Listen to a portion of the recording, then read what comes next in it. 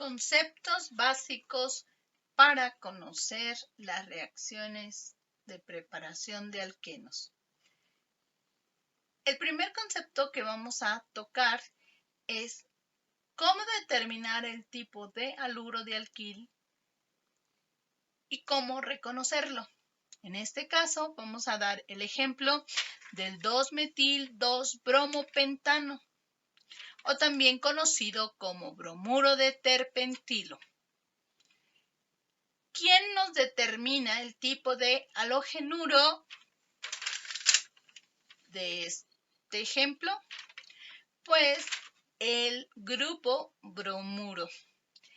Como posee este carbono 1, 2, 3 ramificaciones, también llamadas radicales o alquiles, por poseer 3 ramificaciones se considera un haluro de alquilo terciario.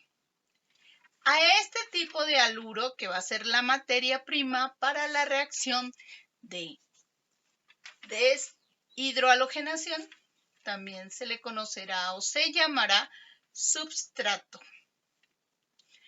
Otro de los conceptos que debemos dominar para esta serie de reacciones es ¿a qué se le conoce como hidrógeno alfa? El hidrógeno alfa es aquel átomo que está justo al lado del carbono que posee el halogenuro.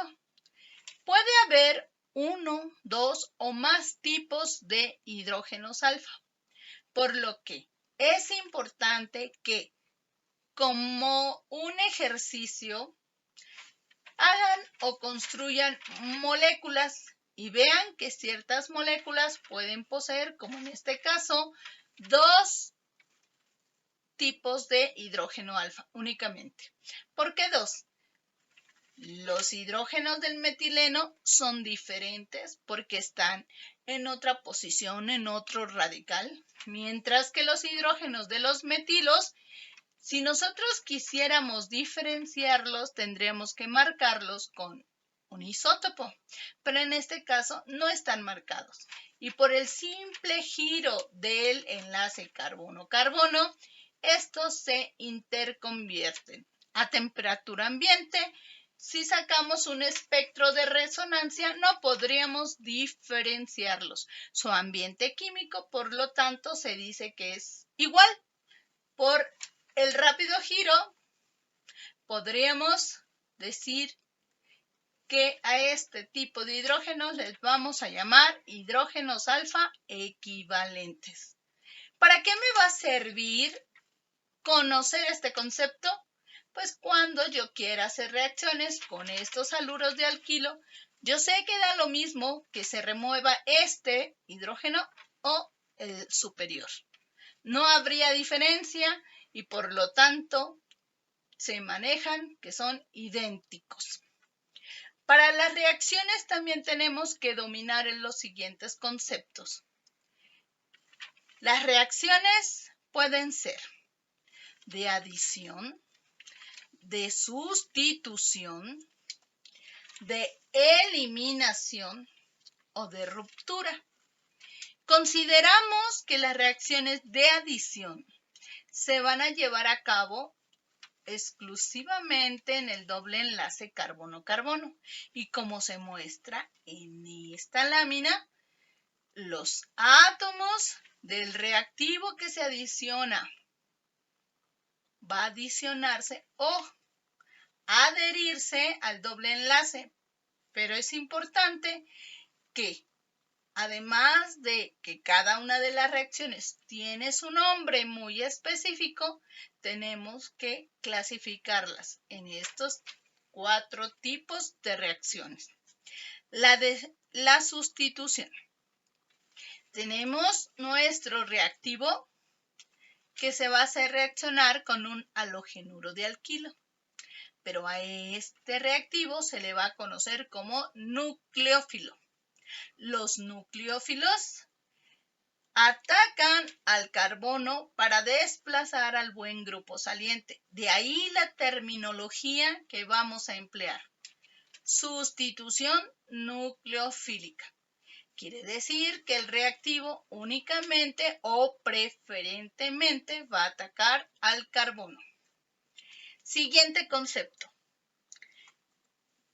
Se dice que es una reacción de eliminación porque dos átomos que estén adyacentes a un enlace carbono-carbono se van a remover de la molécula. Esto ayudado por calor. Y el compuesto característico va a ser la eliminación. Esta reacción es la más importante en la preparación de alquenos. Como lo pueden observar en la lámina, el objetivo es obtener un doble enlace. Esto es lo que nos tocará analizar en los siguientes videos. Siguiente concepto. Reacciones de ruptura. Tenemos que aprender que el doble enlace bajo ciertas condiciones se puede romper específicamente en ese sitio. De tal manera que cuando ocurre podemos obtener dos compuestos que podrían ser cetonas o aldehídos y en casos muy específicos obtener ácidos carboxílicos.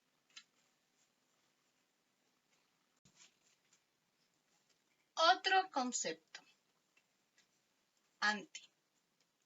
Hablamos de una orientación anti cuando, como se muestra en este ciclo hexano, cuando está sustituido uno de los hidrógenos por bromo, tenemos que encontrar a los carbonos que están adyacentes, los cuales definimos como hidrógenos alfa, para buscar la orientación. Cada carbono adyacente al del halogenuro posee dos hidrógenos, como lo podemos mostrar en esta imagen. De los dos hidrógenos que están adyacentes a este halogenuro, solo uno de ellos se encuentra orientado en una posición anti, lo cual va a permitir que la reacción proceda. Y si observamos, no nada más podemos encontrar un hidrógeno. Si analizamos el otro carbono, viendo esta imagen, podemos ver que el carbono halógeno tiene no nada más un hidrógeno alfa, posee dos. Bueno, mejor dicho, son 4, pero 2 son los que están orientados para que la reacción proceda con mayor rapidez. Necesitamos que esa orientación se cumpla para que estas reacciones procedan de manera selectiva. Al estudio de la orientación espacial de los átomos para que una reacción ocurra con mayor rendimiento, se le llama estereoquímica. Pasemos a otro concepto. La diferencia entre base y nucleófilo no radica en el nombre. Veamos. Es un concepto al cual, si nosotros vemos la representación de una B con una carga negativa, podríamos decir que esa representación me está especificando que ese reactivo está actuando como base. Pero si es un nucleófilo, entonces se va a definir con una N, una U y una C de nucleófilo. Y también ambos poseen cargas totales o formales, pero también no necesariamente deben de tener una carga formal. También pueden poseer una carga parcial negativa, que eso es lo más común que vamos a encontrar en las moléculas orgánicas. Daremos un ejemplo. Pongan atención. El hidroxilo. Ustedes ven un átomo de oxígeno con carga negativa al cual se le removió, si viene de el agua, se le removió el hidrógeno, pero quedando los electrones. Por lo tanto, el oxígeno quedó con exceso de carga. Para el reactivo de hidróxido no se encuentra así solo como ion en la naturaleza. Está con su contraión, por lo tanto, cuando decimos que es un hidroxilo, puede decirse que puede estar con sodio, con litio o potasio, de tal manera que la sosa, la potasa, son hidróxidos de sodio, hidróxidos de potasio. Veamos entonces al punto que nos atañe. ¿Cuándo puedo decir que este hidroxilo es una base? Véanlo. Si este hidroxido, cuando lo hago reaccionar y forma un enlace oxígeno-hidrógeno, lo voy a determinar como base. Pero si este hidróxido reacciona formando un enlace con carbono, entonces le voy a nombrar que el hidróxido es un nucleófilo. De ahí que la diferencia entre base y nucleófilo es algo complicado, no se equivoquen. Para decir si es base o nucleófilo, me voy a fijar en el producto que se va a formar. Si se forma esto o si se forma el enlace con carbono. Espero que con esto les quede claro. Por lo tanto, muchos de ustedes cuando hablamos decimos, es que la base, porque le vemos la carga. Y a veces no nos fijamos si el reactivo formó un enlace con carbono. Y por eso muchas veces cuando no tienen claro los conceptos, los nombramos de forma indistinta, sin ver que no hemos aprendido que una base forma enlace con hidrógeno y un nucleófilo forma enlace con carbono.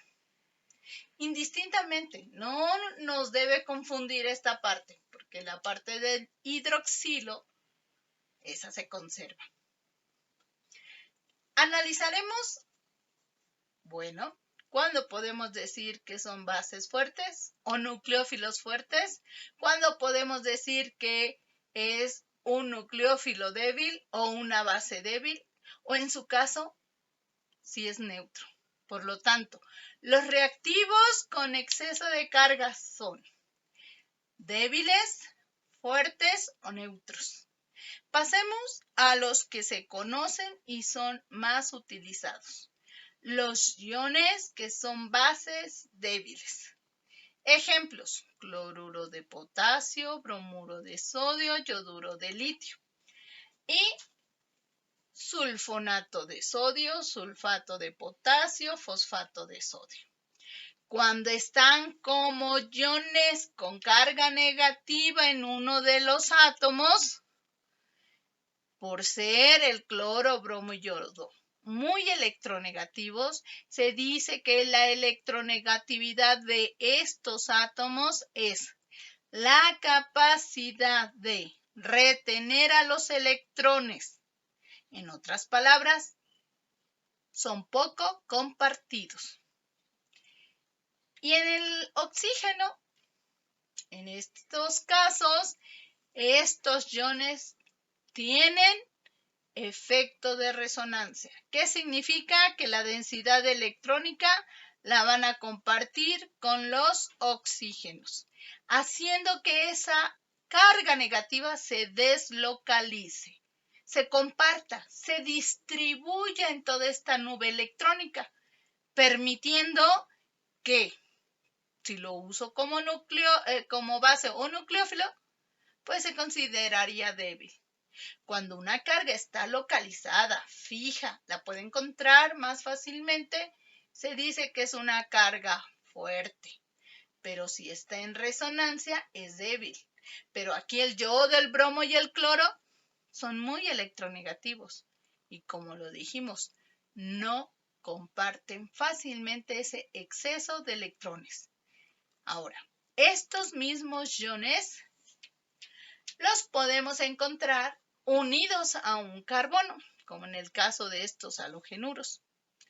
Déjenme decirles que como base son débiles, pero son excelentes grupos salientes, de tal manera que los halogenuros de alquilo reaccionan como electrófilos. Muy buenos grupos salientes.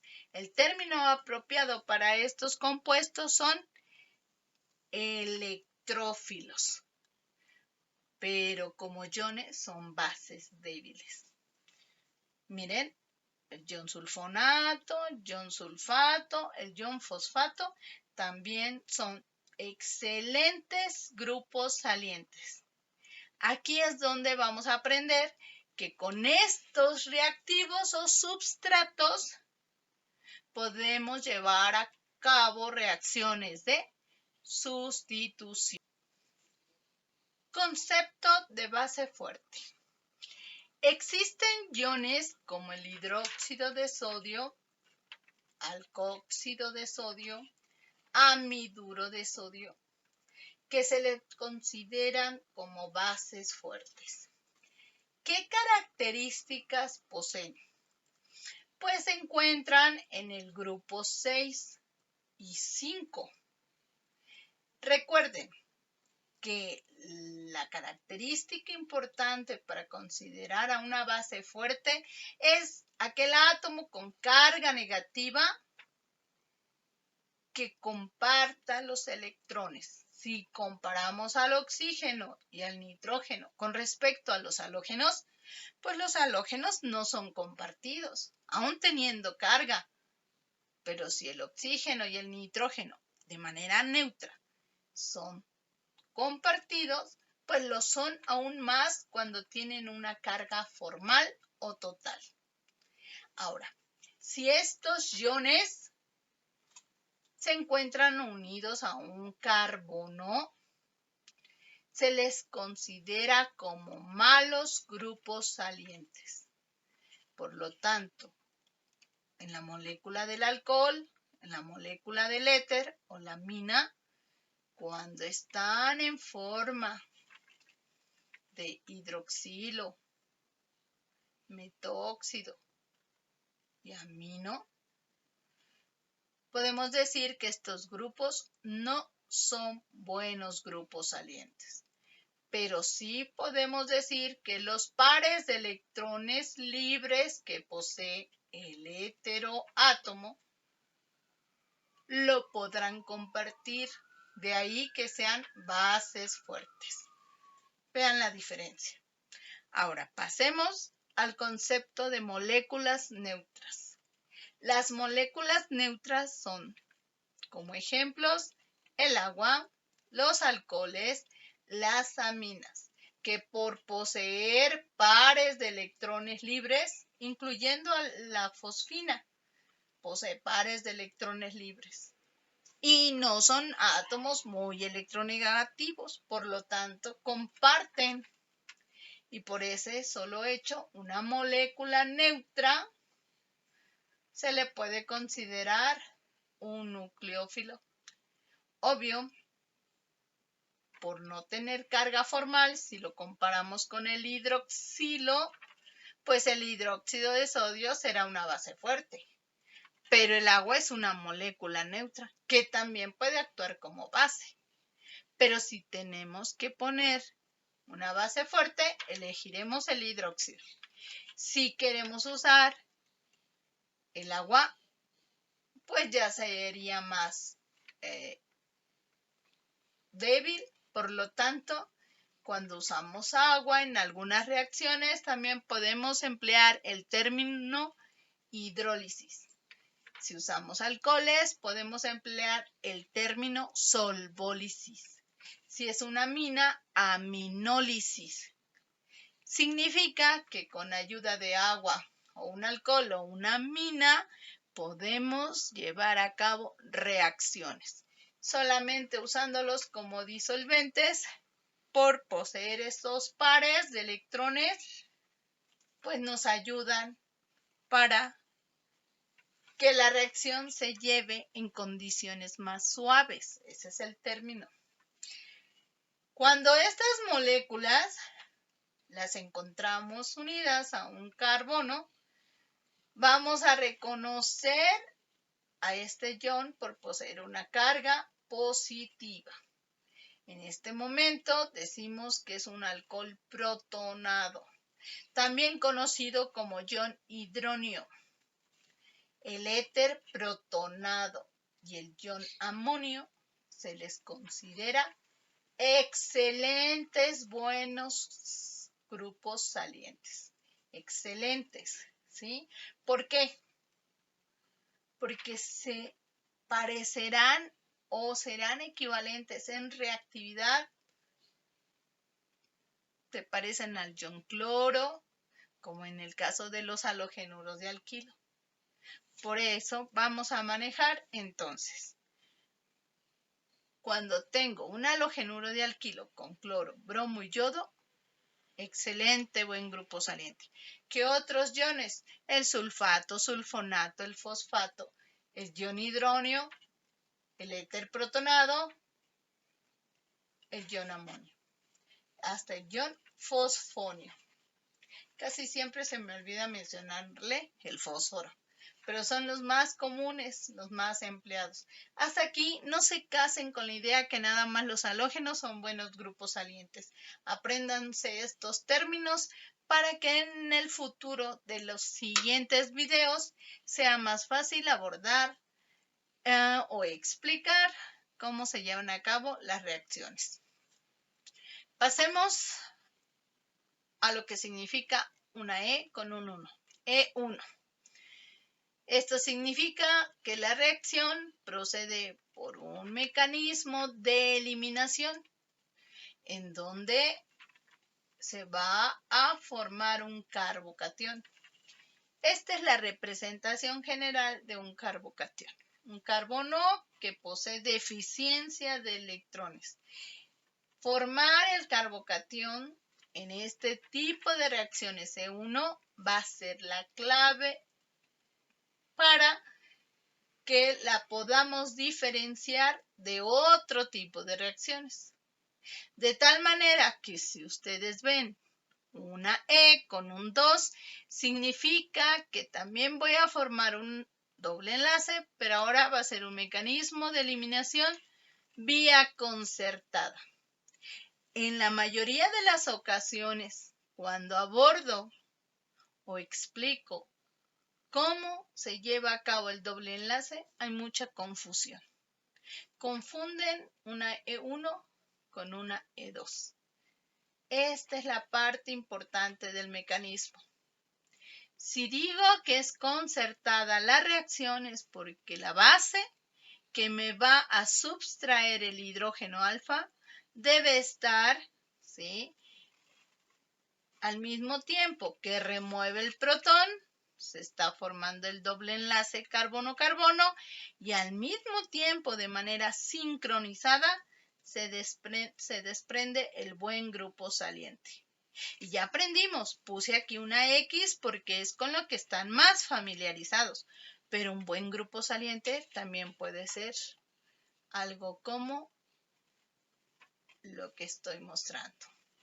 Por lo tanto, quiero que ustedes vean la gran diferencia entre hablar de una E1 con respecto a una E2. Dije base, ¿ya vieron? Va a formar un enlace ¿con quién? Con hidrógeno. O sea que el ion hidróxido de sodio puede ser una base, sí. Mucho cuidado con confundir los términos. Uno de los problemas más frecuentes es diferenciar una base que sea voluminosa o no voluminosa. Vean estos ejemplos que les escribí.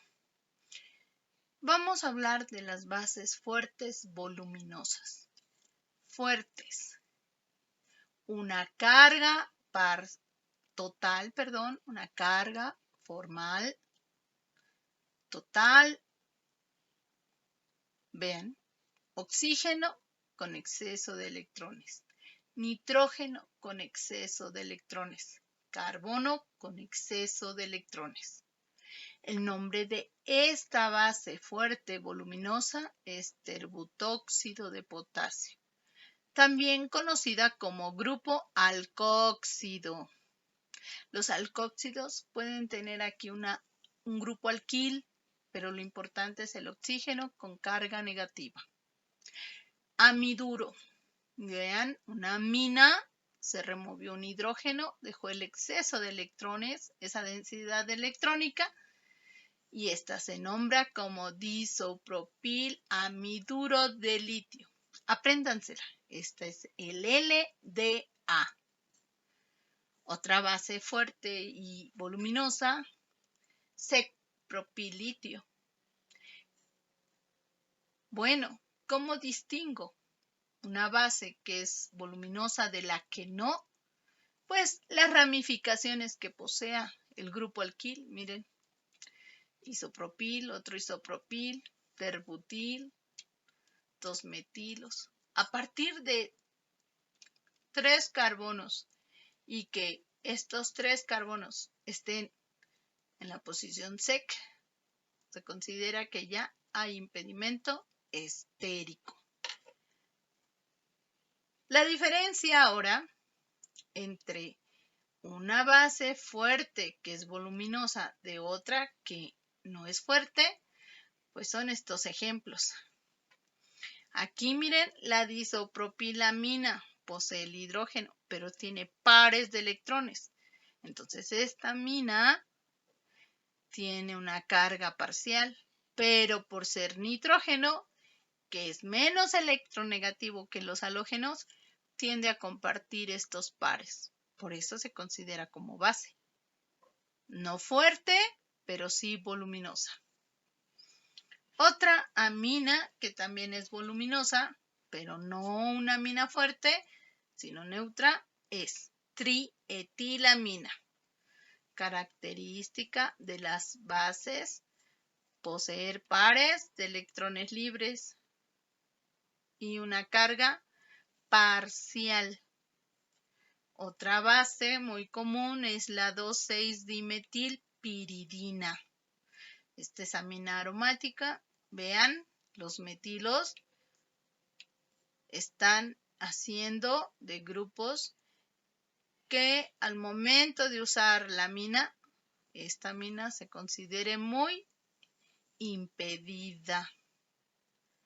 Hasta aquí quiero enfatizar que el problema de las reacciones que vamos a seguir estudiando implica que tengan estos conocimientos previos, que no confundan una base neutra de una débil o de una fuerte, que no mezclen bases voluminosas con no voluminosas. Y para resumir, diremos lo siguiente. Todo átomo que posee densidad electrónica se le debe de marcar con cargas que están entre paréntesis para definir qué es una carga total o formal. Y si usamos las deltas y entre paréntesis estas cargas, estamos manejando la carga parcial. Cuando están como iones, es carga total. Si son moléculas neutras, son cargas parciales.